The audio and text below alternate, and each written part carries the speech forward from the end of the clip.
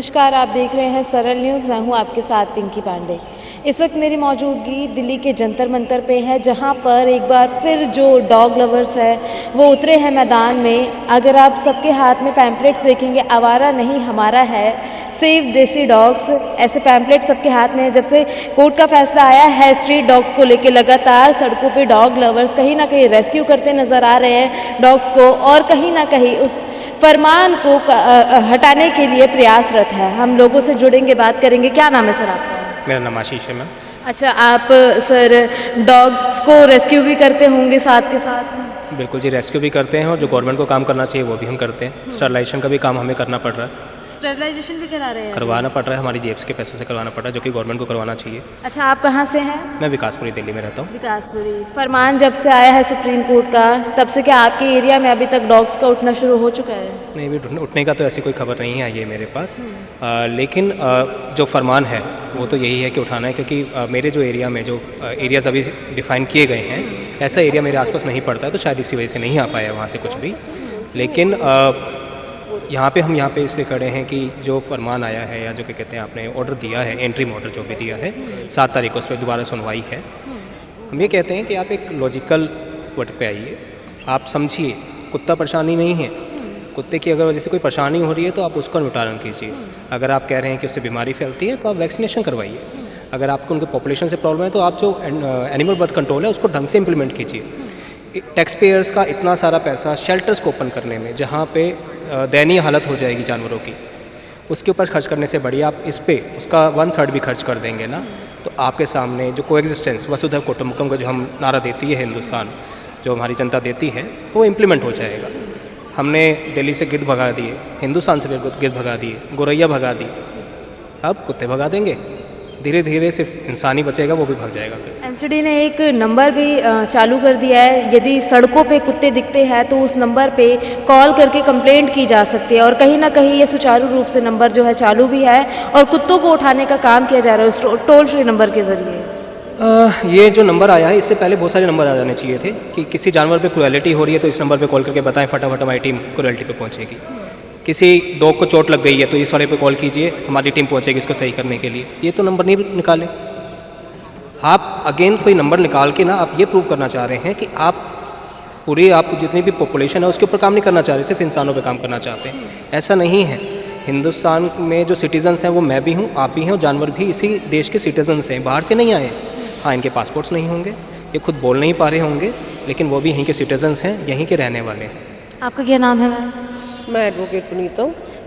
Ma'am, एक PETA international organisation है, अभी तक उसकी तरफ से भी ज़्यादा कोई बड़ा इनिशिएटिव नहीं लिया गया। कहीं ना कहीं पेटा खुद को बड़ा दिखाता है कि हमने जो देसी पक्षी है, कबूतर है, उनको रेस्क्यू कराने में बहुत हेल्प की है, और अभी तक पेटा का कोई बड़ा इनिशिएटिव नहीं आया इस मुद्दे पर। देखिए, मैं नहीं जानती कि इनिशिएटिव नहीं आया, पब्लिकली अभी नहीं आया, मगर हर इंसान, जो भी ऑर्गेनाइजेशन है, सब लड़ रही हैं, सब ने अपने कोर्ट में अपील डाल रखी है, और हर एक NGO जो बचाना चाहते हैं डॉग्स को, सब काम कर रहे हैं। इसलिए अभी हम किसी को पॉइंट आउट नहीं कर सकते कि पेटा ने नहीं करा है, किसी बाकी ऑर्गेनाइजेशन ने नहीं करा।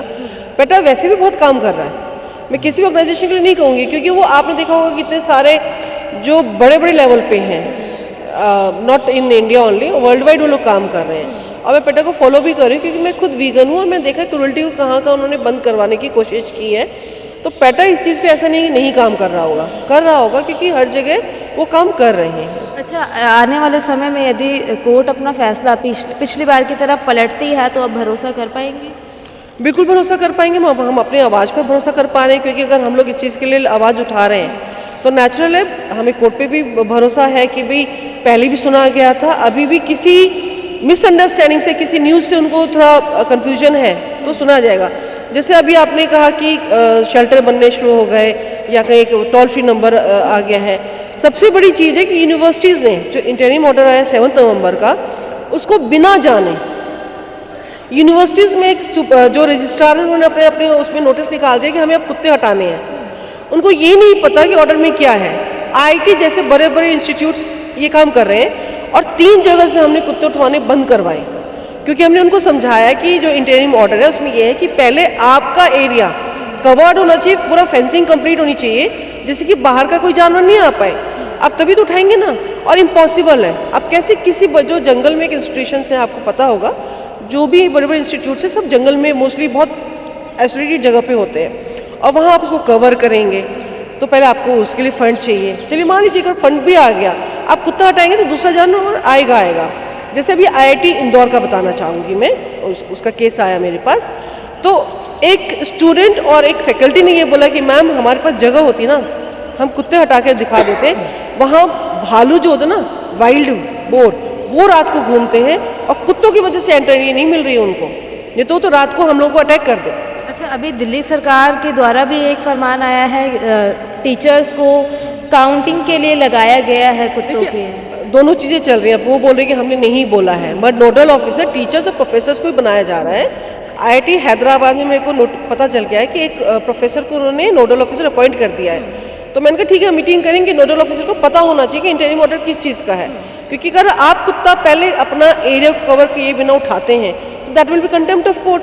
आपने फरमान जैसे होता है ना कि कुत्ते उठाने 7 नवंबर को ये ऑर्डर आ गया, इंटरिम ऑर्डर, बट डीपली में क्या है, उसका डेजिग्नेटेड शेल्टर होना चाहिए, आपका एरिया पूरा कवर्ड होना चाहिए।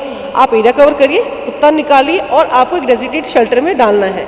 तो अब मेरे काफ़ी इंस्टीट्यूशन जहाँ हमारी बातचीत चल रही है, 2 इंस्टीट्यूट जो IIT के उन्होंने मान लिया है कि ठीक है, हम यहाँ इन बच्चों को जो वैक्सीनेटेड है अभी नहीं हटाएंगे, और कुछ कॉलेज वाले भी ऐसा अपना लेटर निकाल रहे हैं कि हमें प्रॉब्लम नहीं है, हम इनके साथ बहुत सालों से रह रहे हैं और हमारे को आदत हो गई है। उनको ही पता है ना कि हम ये प्रोटेक्ट कर रहे हैं। अच्छा, आपका क्या नाम है सर? मेरा नाम अजय है। अच्छा, दिल्ली गवर्नमेंट जो है, दिल्ली के अंदर ये फैसला आया है, दिल्ली गवर्नमेंट कह रही है ग्रेट इनिशिएटिव है कोर्ट का, एक अच्छी लाइफस्टाइल मिलेगी, स्ट्रेट टू एक शेल्टर जाएंगे, वैक्सीनेशन होगा, स्टेरिलाइजेशन होगा, लाइफस्टाइल जो है वो अच्छी हो जाएगी। आपने गौशाला की हालत देख लीजिए और पूरे इंडिया में देख लीजिए, तो कुछ कहने की ज़रूरत नहीं है। आज ये ऑर्डर आया, हाईवे से भी निकाल दो सारी गायों को, तो आप पहले गौशाला सुधारें, अपने जो इंफ्रास्ट्रक्चर हैं, अपने जो हॉस्पिटल्स हैं। अब दिल्ली के 77 एनिमल वेटनरी हॉस्पिटल्स हैं, आप उनकी हालत तो देखो, उसमें मतलब खंडर हो रखे हैं, तो वो पहले ठीक करें। उसमें केस चल रहा है कोर्ट में, उनके एक आध चल रहे हैं। तो ये अशोका दी ग्रेट ने 2300 साल पहले हर जगह हॉस्पिटल बनाए एनिमल्स के लिए और सेंचुरी बनाई, तो वो कर चुके हैं, ये कर नहीं पा रहे हैं, कोई भी नेता नहीं कर पा रहा है, चाहे वो कोई भी पार्टी का हो। जानवरों के लिए हमारी जो भावनाएं हैं वो ख़त्म हो गई हैं, ये इंडस्ट्रियलाइजेशन की वजह से और हमारी पुरानी ब्रिटिश पॉलिसीज़ की वजह से, जो 1860 में उन्होंने अनाउंस किया था कि डॉग्स को मार दो, तो तब से मारे जा रहे हैं। और 1927 में इलेक्ट्रिक मशीन बनाई गई जिसमें बहुत करंट छोड़ के मारे गए। 1990s तक कुत्ते करंट और पॉइजन से मारे जाते थे, वो सरकार मार रही थी। अब जो WHO ने साइंटिफिकली बोला कि आप कुत्ते तो मार नहीं पाए, 100-150 साल हो गए हैं, तो आप स्टेरिलाइजेशन कराओ। और वर्ल्ड ओवर यही चलता है कि स्टेरिलाइजेशन कराओ, कोई भी कंट्री जाओ वहाँ स्टेरिलाइजेशन होता है, वैक्सीनेशन होता है। जो वैक्सीन लुइस पास्चर ने बनाई थी, पहले साल में उन्होंने रैबिट डॉग जो 300 लोग कटे थे, वो कोई नहीं मरा। आज सारे मर रहे हैं, क्यों? वैक्सीन फेक हो रही है। पूरी US, UK, ऑस्ट्रेलिया बोल रही है कि वैक्सीन फेक है। तो ये ब्रिटिश की पॉलिसी है कि Indians and dogs not allowed. ये आज तक हमारी मेंटालिटी में, जिसकी वजह से जो क्रूएल्टी ऑन एनिमल है, फांसी, पॉइजनिंग, जहर, ये सब चलता आ रहा है। वो उस पर काम करना चाहिए, स्टेरिलाइजेशन पे काम करना चाहिए, साइंस पे ध्यान देना चाहिए। Thank you.